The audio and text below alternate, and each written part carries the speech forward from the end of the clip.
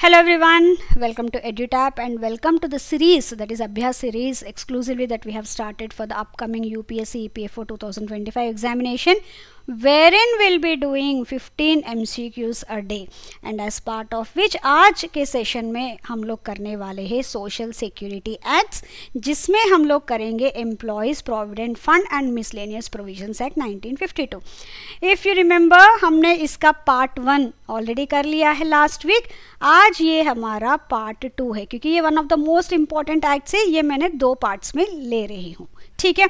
So no why is this important? So no when we look at the UPSC EPFO examination, be it APFC और EO AO, दोनों के लिए भी industrial relations, labour laws and social security acts बहुत important है. No minimum 5 to 6 questions इस social security act से आते हैं, जिसमें more than half of those questions 5 to 6 they are asked from this particular employees provident fund and miscellaneous provisions act only. So with this you can understand the kind of importance associated with it. अगर आप basics भी, basic provisions भी आप अच्छे से देख लोगे ना, you should be able to clear this very easily. Okay, so weightage भी इसका अच्छा खासा है. So that's the reason this is one of the important topics associated with the social security acts.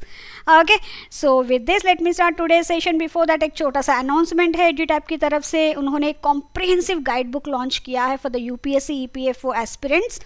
Now इस गाइड बुक में क्या मिलेगा आपको? एक तो आपको इसमें एग्जामिनेशन पैटर्न मिलेगा, एग्जामिनेशन का क्वालिफिकेशन मिलेगा, जो भी आपके FAQ से related to this UPSC EPFO examination वो आपको इसमें मिल जाएगा. ठीक है, along with the decoded syllabus जो बहुत ज़्यादा इम्पॉर्टेंट है, and the resolve or the solved previous year questions. So इसका लिंक ऑलरेडी डिस्क्रिप्शन बॉक्स में शेयर्ड है. आप इस पर क्लिक करेंगे तो विद इन 1 or 2 स्टेप्स आपका कंप्लीट हो जाएगा, and then the entire content would be delivered to your inbox. Okay, so with this let me start the first question. Here it comes. Under the employees pension scheme created by the central government, the pension fund is financed through which of the following sources? Now when we look at the EPF Act, इसमें 3 components होते हैं. एक तो employee provident fund, employee pension scheme, employee deposit linked insurance scheme. ये तीनों है components under the EPF act जो central government implement करती है. ठीक है. नाउ इसमें हमने लास्ट वाले क्लास में मैंने आपको समझाया था कि 12% का कंट्रीब्यूशन होता है जहाँ पे भी ग्रेटर दैन 20 एम्प्लॉयज़ होते हैं, एंड जहाँ पे 15,000 का वेजेस होता है. That includes your DA as well. ठीक है, वो थ्रेशोल्ड है. लेस दैन 15,000 अगर है देन वो मैंडेटरी हो जाता है कि उस एस्टेब्लिशमेंट को कि इसमें EPF एक्ट में करे एम्प्लॉयज़ को. एंड अगर सैलरी ग्रेटर दैन 15,000 है तो वॉलेंट्री हो जाता है. उन एम्प्लॉयज़ को अपने कंसेंट के बेसिस पे ही कर सकते हैं. ठीक है. Now when we talk about this 12%, जो बेसिक है, अगर लेस दैन 15,000 तो वो 10% ही होता है. अगर गवर्नमेंट ने बोला है कि नहीं इसको 12% तक भी लेके जाना, then they can take it. Otherwise वो 10%. अदरवाइज ग्रेटर दैन 20 एम्प्लॉयज़ है, in that case it is 12%. All this we have discussed in the earlier session only. ठीक है. नाउ ये 12% है. नाउ इस 12% में 8.33% का एम्प्लॉयर, सी एम्प्लॉई कॉन्ट्रीब्यूशन का जो 12% है पूरा ये EPF फंड में ही जाता है. वही एम्प्लॉयर का जो 12% कॉन्ट्रीब्यूशन है उसमें 8.33% EPS में जाता है, एंड 3.67% वो EPF में जाता है. एंड ये दोनों हो गए 12% उसका एम्प्लॉयर का कंट्रीब्यूशन. एम्प्लॉयर का एक और कंट्रीब्यूशन जाता है EDLI में, इसमें अप टू 1%, और जो बेसिक कंट्रीब्यूशन है वो 0.5% होता है. बाकी जो उसके एडमिन चार्जेस या कुछ है तो जो आज के रेट में बिल्कुल वो वेव्ड ऑफ है, ओनली 0.5% उसके अकाउंट से जाता है टूवर्ड्स इट कॉन्ट्रीब्यूशन. एम्प्लॉयर की तरफ से एम्प्लॉई का पूरा 12% कहाँ जाता है? EPF में ही जाता है. सो हियर जो पेंशन फंड है दैट इज फाइनेंस्ड, ये जो पेंशन फंड है that is financed the portion of the employer's contribution up to 8.33% of the employees wages payments from the exempted establishments, जैसे हमने पहले बताया, नो नॉट पहले नहीं बताया था ये जो बड़े कंपनी से जहाँ पे 100+ एम्प्लॉयज़ है and majority of them are saying कि एम्प्लॉयर खुद का कोई पीएफ ट्रस्ट लॉन्च कर सकता है, उसमें अमाउंट वो दे सकते हैं। अगर उस तरह का कुछ एम्प्लॉयर का खुद का कुछ पीएफ ट्रस्ट है, then they need not contribute to this EPF, but in that case also they have to contribute to the EPS. Employer का जो 8.33% है ऑफ द एम्प्लॉयज वेजेस, वो कंट्रीब्यूट करना पड़ेगा उनको ईपीएस में, तो वो करेंगे, वो भी आ जाता है इस फंड में। Net assets of the employees, family pension fund, अगर कुछ उस फैमिली पेंशन फंड है उसका भी अमाउंट आ जाता है इसमें। And contributions from the central government, कुछ सेंट्रल गवर्नमेंट के कॉन्ट्रीब्यूशन से तो वो भी आ जाते हैं, ठीक है। So here B is the correct answer, ठीक है। Moving on to our next question, who is responsible for managing the employees deposit linked insurance scheme?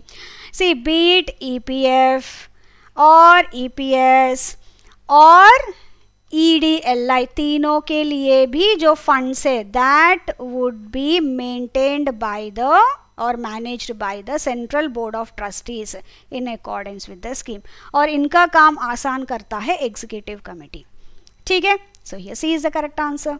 Next question, under the EPF and MP Act 1952, an employee drawing a basic salary plus a DA of 25,000 contributes 12% of the wages. ये हमने देखा है, okay? Employee drawing. So how is the employer's contribution distributed? Now employee का पूरा 12% कहाँ जाता है? Only EPF में जाता है। वही employer का जो contribution है that will go to EPF plus employee pension scheme plus EDLI, तीनों में जाता है। सो हमने ये भी बोला है कि EPF में उनका 8.33% जाता है, ठीक है, ऑफ द वेजेस। EPS में जाता है EPF में जाता है 3.67%, sorry I am really sorry, and इसमें जाता है 8.33% एंड EDLI में 0.5%। उसमें ग्रेटर देन 15,000 सैलरी है तो दैट इज वॉलेंट्री, कंपल्शन कुछ नहीं है, ठीक है। लेस देन 15,000 है तो कंपल्सरी है, एंड इसका थ्रेशहोल्ड है 15,000, ठीक है। थ्रेशहोल्ड इनका 15,000 है। मतलब कई बार ऐसा होता है कि फॉर एग्जांपल एक एस्टैब्लिशमेंट है, उनका सैलरी है 45,000 है बेसिक वेज, ओके। अगर बेसिक वेज उतना है तो अगर एग्रीड टर्म्स है, जो टर्म्स ऑफ एग्रीमेंट है जो एम्प्लॉयमेंट का, अगर उसमें मेंशन्ड है तो एम्प्लॉयर को भी वो 45,000 के ऊपर उतना पीएफ देना पड़ेगा, अदरवाइज 15,000 का तो मिनिमम उसको देना पड़ेगा। ये आप याद रखिए ना। अभी इस क्वेश्चन में कहीं पे भी ये मेंशन नहीं है कि वो 15,000 है थ्रेशोल्ड, सीधा उन्होंने दिया 25,000। सो विल कंसिडर दैट ये 25,000 ही है उसका जिसके ऊपर कॉन्ट्रीब्यूशन हो रहा है। So we are talking about the employer's contribution. अगर एम्प्लॉय कॉन्ट्रीब्यूशन क्या है, इसका सिर्फ और सिर्फ EPS में जाता है, मतलब 3,000। सो 25,000 का जो 12% है that would be 12 5 63,000, ये होगा ओनली EPF। वही एम्प्लॉयर का हमने बोला EPF में जाता है, EPS एंड EDLI। अगर ये कैलकुलेशंस करेंगे तो EPF का हमारा आता है 3.63% का 1750, एंड EPS कितना भी, फॉर एग्जाम्पल मैंने ये बोला है कि 45,000 की सैलरी है, ठीक है। अगर एग्रीमेंट है तो उनको एम्प्लॉयर को भी उतना ही EPF में कंट्रीब्यूट करना पड़ेगा, अदरवाइज 15,000 थ्रेशोल्ड है।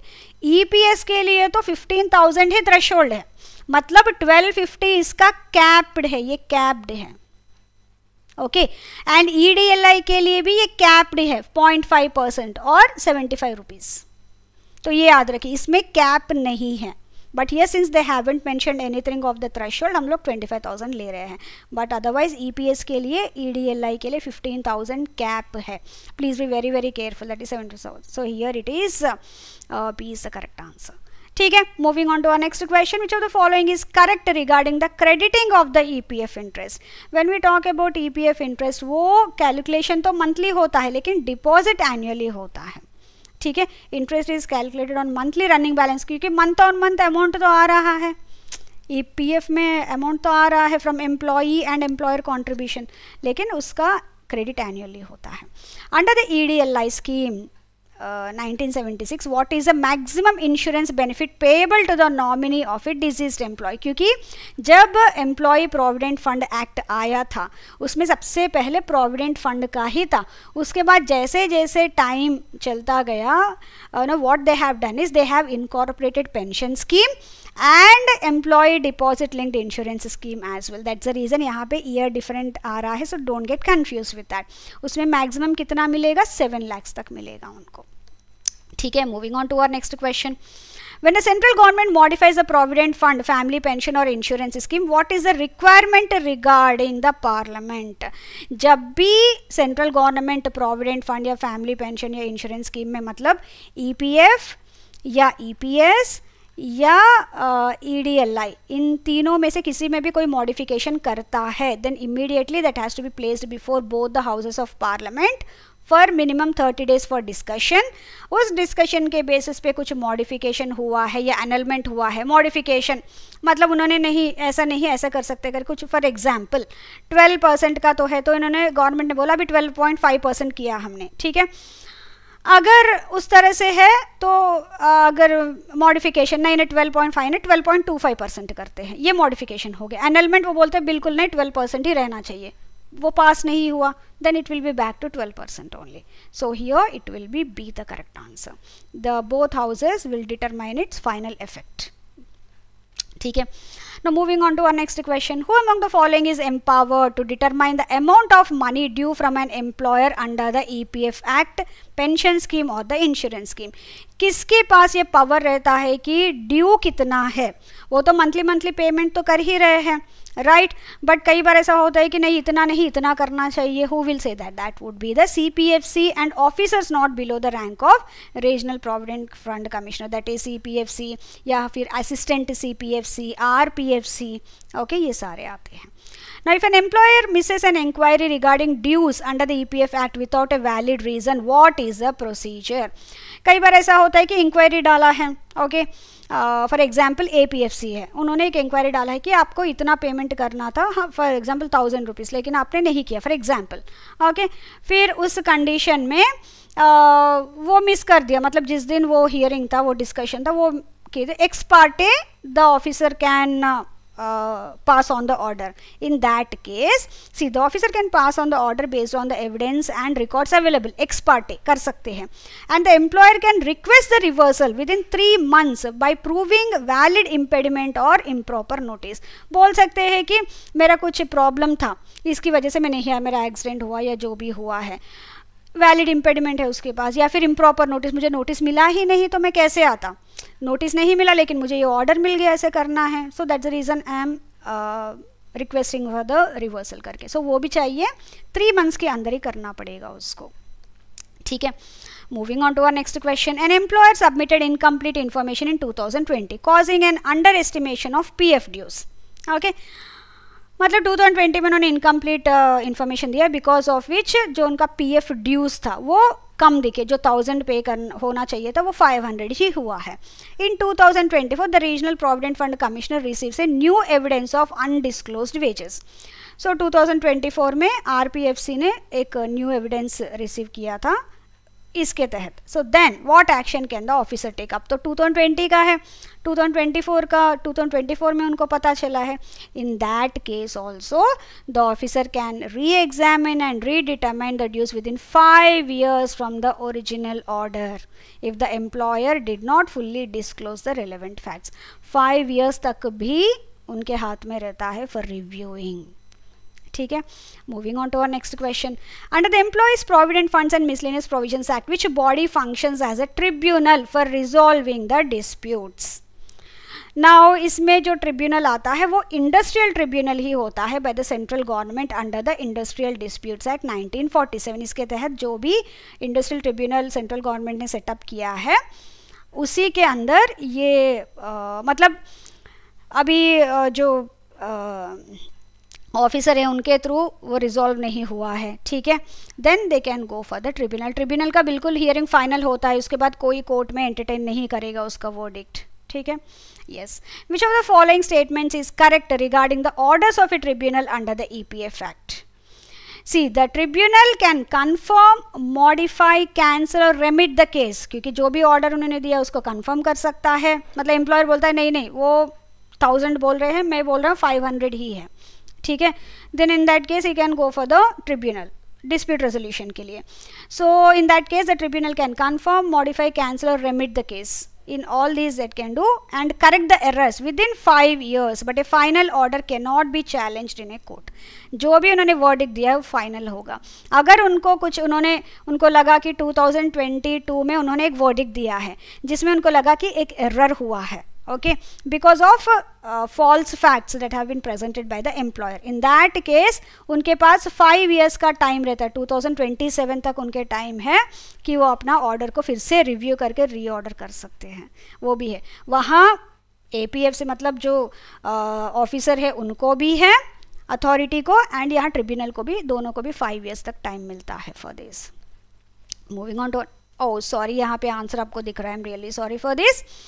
To file an appeal with the tribunal under the EPF Act, an employer is generally required to, I'm really sorry for this goof up, they have to deposit 75% of the amount determined by the designated officer. जो RPFC या जो भी है उन्होंने जो amount का order किया था, उन्होंने बोला 1000 रुपीज़, तभी तो इसने बोला कि नहीं नहीं 500 रुपीज़, मैं वहाँ ट्रिब्यूनल के पास जा रहा हूँ, right.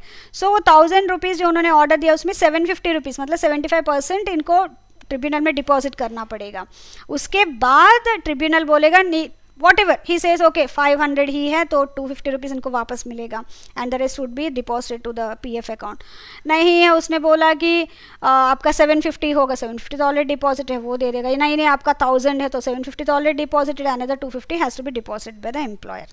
Got it? So they can either tribunal decide to reduce or waive or जो फाइनल करेगा that amount would be paid. ठीक है. So you're moving on to our next question. A company with 110 employees wants to manage its own PF account. All employees agree, but the employer has a clean record with no defaults for the previous past 3 years. जो PF उसने बहुत सही से किया है. What condition must still be met for authorization by the central government? अब employees भी agree कर रहे हैं, employer का clean record है, okay, everything is there.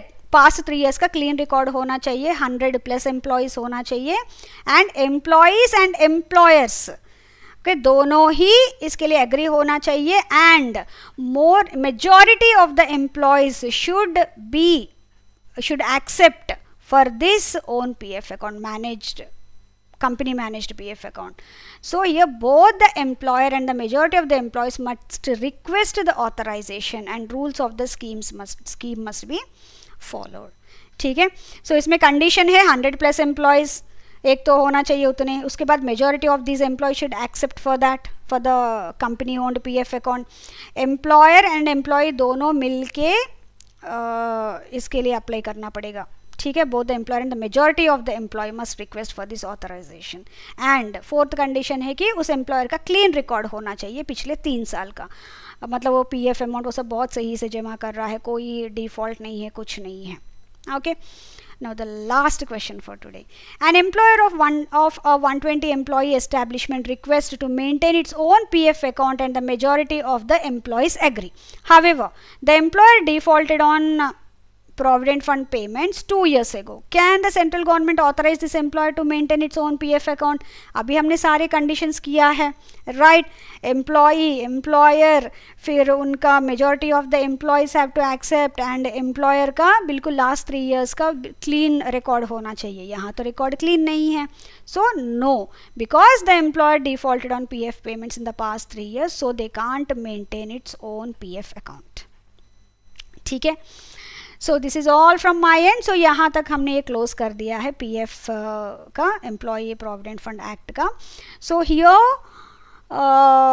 जो कंटेंट है this is done. Next session में हम लोग न्यू एक्ट स्टार्ट करेंगे. So with this I really hope that you have like this session. Before winding up छोटा सा अनाउंसमेंट है from EduTap. So this is for all those students who are targeting the UPSC EPFO APFC और EO और AO examination for the year 2025. EduTap 3 तरह के courses launch किया है. 1 the master course, ये उन बच्चों के लिए है जो उनको लगता है कि पूरा कंटेंट एक ही जगह पे मिल जाना चाहिए उनको, one point source of all the content associated with whatever subjects that are covered under this exam, ठीक है। वो that will be provided to in the form of videos, in the form of live classes, in the form of chapter quizzes, आपको पूरा मिल जाए। Along with that weekly आपको strategy sessions होंगे Kuldeep sir के साथ, जो आपको इस कंटेंट को किस तरह से आप यूटिलाइज कर सकते हो वो आपको बताएंगे, ठीक है। नाउ दूसरा कोर्स है स्पेशल सब्जेक्ट्स कोर्स। नाउ ये उन बच्चों के लिए है जो चाहते हैं कि एक पर्टिकुलर सब्जेक्ट के लिए उनको कोर्स चाहिए। स्पेशली कई बार ऐसा होता है कि बच्चा क्या है, कई सारे एग्जाम्स देते रहते हैं, लेकिन कई बार कुछ कॉमन सब्जेक्ट्स होते हैं like quants, reasoning, English etcetera, लेकिन कुछ एग्जाम्स के लिए कुछ एक्सक्लूसिव सब्जेक्ट्स होते हैं। लाइक योर APF CO के लिए स्पेशल सब्जेक्ट है industrial relations and labour laws, polity, okay, accountancy etcetera.